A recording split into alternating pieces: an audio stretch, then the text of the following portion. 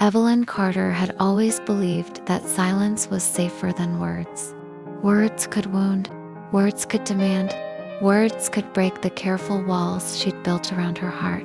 But tonight, as she sat curled on their oversized leather couch, knees drawn to her chest like armor, she realized that silence could be just as dangerous. The grandfather clock in the corner ticked away seconds that felt like hours. Each sound echoed through the spacious living room of their suburban home, a house that was supposed to represent new beginnings but instead felt like a beautiful prison. Across the room, Nathan Reed stood silhouetted against the floor-to-ceiling window, his broad shoulders tensed beneath his navy sweater, the city lights beyond painted golden streaks across his dark hair, and she found herself memorizing the curve of his jawline and profile. He was breathtakingly handsome in that quiet, understated way that made her chest ache, and he was her husband. 6 months married, and she still felt like she was drowning every time he looked at her with those patient, understanding eyes. Evelyn, his voice was low, careful. He didn't turn around. Talk to me. Her fingers twisted together until her knuckles went white. I don't know what to say. Now he did turn, and the full force of his attention made her heart skip. Nathan had the kind of presence that filled a room not demanding or overwhelming, but solid, dependable, like a lighthouse in a storm she couldn't name. Then don't say anything, he replied softly. Just be here with me. The gentleness in his voice nearly broke her. Their wedding had been beautiful. Everyone said so. The church filled with white roses and soft piano music. Her dress vintage lace that had belonged to her grandmother fit like a dream. Nathan in his dress uniform, looking every inch the honorable soldier he was, perfect on paper. But Evelyn remembered standing at that altar, her hands shaking so badly she could barely hold the bouquet. She remembered Nathan's steady grip when he took her trembling fingers in his, the way he'd leaned close and whispered, "Just breathe, Eve, I'm right here." Even then, he'd been her anchor. The marriage had been arranged not in the old-fashioned sense, but through the gentle, persistent nudging of families who thought they knew what was best.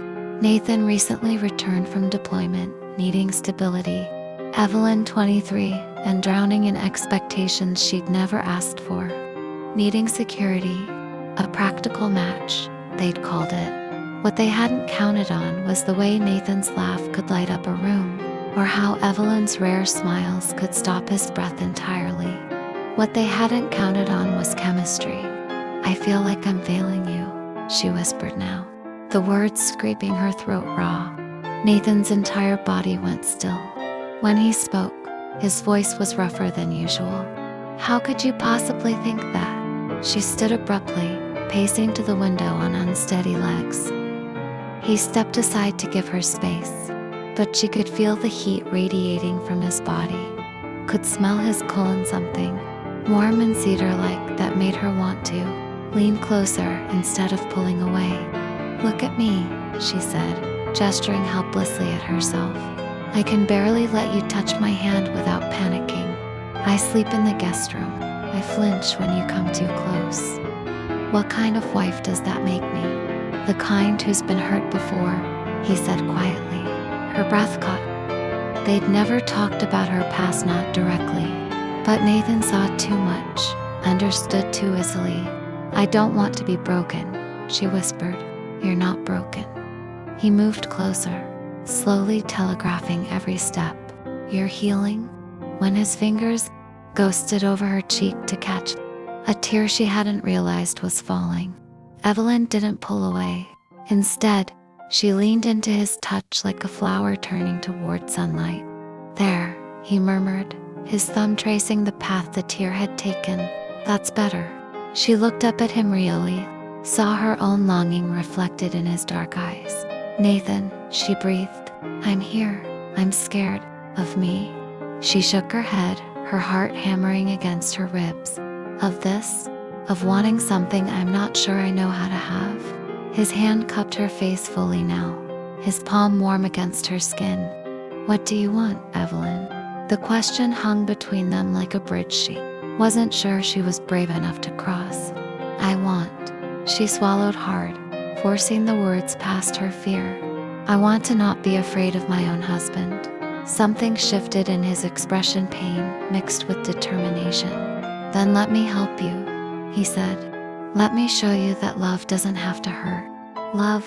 The words settled between them like a revelation. You love me, she whispered. His smile was soft, a little sad. How could I not? That night, they sat together on the couch, not at opposite ends like usual, but close enough that their knees almost touched. Tell me about your nightmares, Evelyn said suddenly. Nathan raised an eyebrow. What? You wake up sometimes. I can hear you moving around. You think I don't notice, but I do. He was quiet for a long moment, his jaw working like he was chewing on words he wasn't sure he wanted to say. Afghanistan, he said finally. Sometimes I wake up and for a few seconds, I'm still there. Still waiting for the next explosion, the next crisis. It takes me a minute to remember I'm home. She nodded, understanding flooding through her. I have them too, she admitted. Different reasons, but I understand the feeling of waking up afraid. He reached for her hand, slowly, giving her time to pull away. When she didn't, his fingers intertwined with hers. What happened to you, Evie? The nickname made her chest warm. No one had ever shortened her name before. It had always felt too formal, too distant, but when Nathan said it, it sounded like endearment, like belonging. My ex, she said quietly. David, he was controlling, not physically abusive, but emotionally. He made me feel like I was never enough, like I was always doing something wrong. Nathan's grip on her hand tightened slightly. How long? 3 years. She looked down at their joined hands, his so much larger, calloused from work and warfare, but impossibly gentle. I started to believe him, that I was difficult, broken, unlovable. He was wrong. Nathan's voice was fierce now, protective. He was completely wrong. She felt tears prick her eyes again. How do you know? Because, he said, lifting their joined hands to press a soft kiss to her knuckles. I've been watching you for months. You're kind to everyone you meet. You leave little notes in my lunch when you think I'm not looking. You cried during commercials about rescue dogs. You're gentle and funny, and so beautiful it actually hurts to look at you sometimes. Her breath hitched. Nathan, I know we didn't marry for love, he continued, his eyes intense on hers. But I'm falling for you anyway. Have been since the day you laughed at my terrible joke about the broken coffee maker. She remembered that morning, 2 weeks after their wedding, both of them awkward and careful around each other. The coffee maker had been sputtering pathetically, and Nathan had said something ridiculous about it having commitment issues, too. She'd laughed before she could stop herself, the first real laugh she'd had in months. The way his whole face had lit up. I wanted to keep laughing, she whispered. I wanted to make you smile like that again. You do, he said simply. Every day. Later, as they prepared for bed, still in separate rooms. But the distance felt different now. Less like avoidance and more like anticipation. Evelyn found herself lingering in the hallway between their doors. Nathan. He turned, toothbrush still in his mouth. Even with foam on his lips, he was ridiculously attractive. She giggled, actually giggled, and his eyes crinkled with amusement. What? He asked after rinsing his mouth. Nothing, I just... She stepped closer, close enough to smooth a wrinkle in his t-shirt without really thinking about it. Thank you. For tonight, for being patient with me. His hand covered hers where it rested on his chest, right over his heart. She could feel the steady, strong beat beneath her palm. Evelyn, he said softly, can I hug you? The question was so simple, so careful, that it nearly undid her. Yes, she breathed. When his arms came around her, she melted into him like she'd been waiting her whole life for this moment. He was warm and solid and safe. And for the first time since their wedding night, she didn't want to pull away. Instead, she pressed closer, her face buried against his neck, breathing in his scent. "Is this okay?" He murmured against her hair. "More than okay," she whispered back. They stood like that for a long time, just holding each other in the quiet hallway of their home. When they finally pulled apart, Nathan's eyes were soft with something that looked suspiciously like wonder. "Sweet dreams, Evie," he said, pressing a gentle kiss to her forehead. She went to sleep that night, with her fingers pressed to the spot where his lips had been. Evelyn woke to the smell of coffee and something that might have been pancakes. She found Nathan in the kitchen, standing at the stove in pajama pants and an old army tee, his hair mussed from sleep. There was something devastatingly domestic about the scene that made her heart flutter. "Morning," he said without turning around. "I thought I'd try not burning breakfast for once." "It smells amazing," she said, and meant it. "Don't get too excited. Remember the great omelet disaster of last Tuesday?"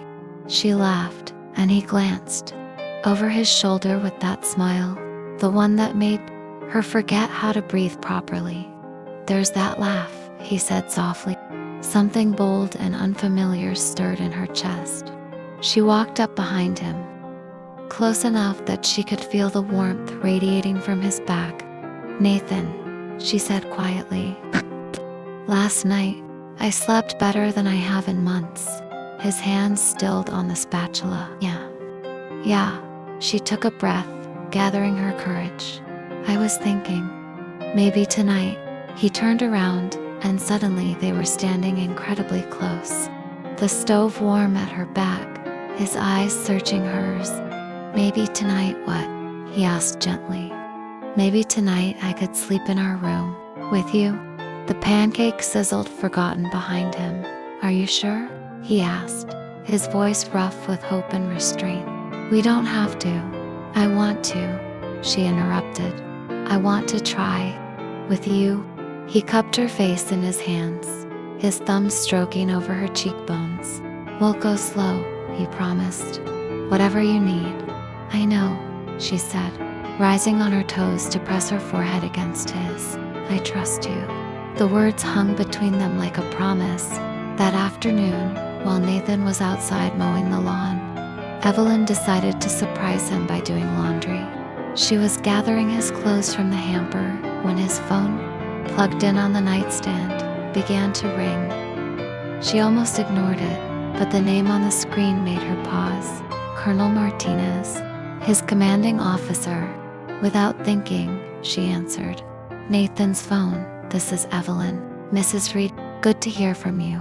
Is Nathan available?" "He's outside, but I can get him." "Actually, maybe you can help me. I wanted to follow up on our conversation about the transfer to Fort Bragg. I know it was a difficult decision to turn down, but I wanted to make sure he's certain. It's a significant career opportunity." Evelyn's blood went cold. "Transfer," she managed. There was a pause. "Perhaps I should speak with Nathan directly." "No, please." "What transfer?" Colonel Martinez sighed.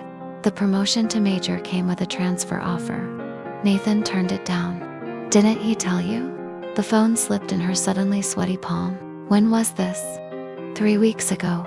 He said his family situation required him to stay put, that his wife needed stability right now. Family situation, wife needs stability. He'd given up a promotion for her, a career advancement, and he'd never said a word. "I thank you, Colonel. I'll have Nathan call you back." She hung up and sank onto the bed, her mind reeling. Nathan had sacrificed his career advancement because he thought she was too fragile to handle a move, because she was too broken to be a proper military wife. The familiar shame crept in, cold and suffocating. When Nathan came inside 20 minutes later, sweaty and grass-stained, he found her sitting at the kitchen table with his phone in front of her. "Evie, everything okay?" "Colonel Martinez called," she said quietly. He went very still. "About the transfer," she continued. The one you turned down. For me? Nathan closed his eyes briefly, then pulled out the chair across from her and sat down. I was going to tell you, he said. When? After you'd completely derailed your career for your broken wife. Don't.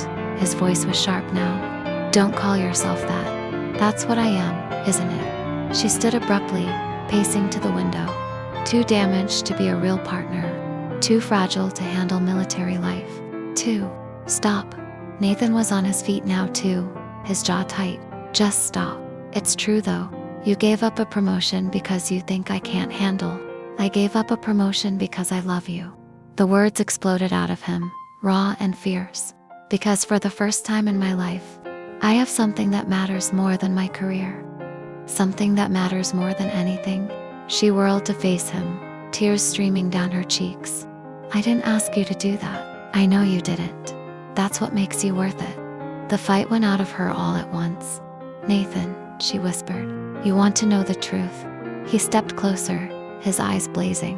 I was terrified you'd want me to take it, that you'd be relieved to get rid of the husband you never asked for.